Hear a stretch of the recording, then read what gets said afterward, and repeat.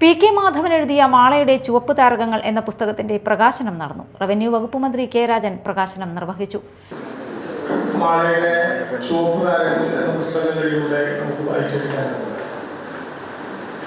ഒരുപക്ഷെ മാധവേട്ടൻ ഈ പുസ്തകത്തിലൂടെ മാളയുടെ ചുവപ്പ് താരകങ്ങളായ 3 മഹത്തായ കമ്മ്യൂണിസ്റ്റുകാരുടെ ചിത്രങ്ങളാണ് നമ്മുടെ മുമ്പിൽ അവതരിപ്പിക്കുന്നത്.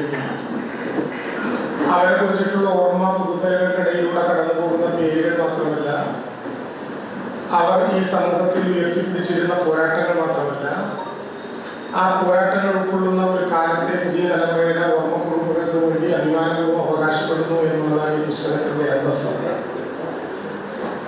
നമുക്കെല്ലാവർക്കും അറിയാവുന്നത് പോലെ മാധവേട്ടന്റെ 2ാമത്തെ പുസ്തകമാണ് ഇപ്പോൾ ഇവിടെ പ്രകാശനം ചെയ്യുന്നത്.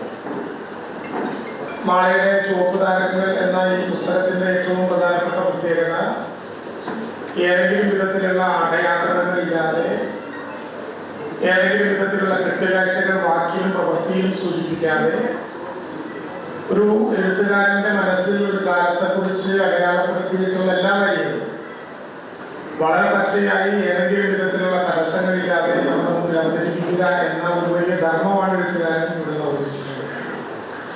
Advocate V R. സുനിൽകുമാർ എം.എൽ.എ. അധ്യക്ഷത വഹിച്ചു.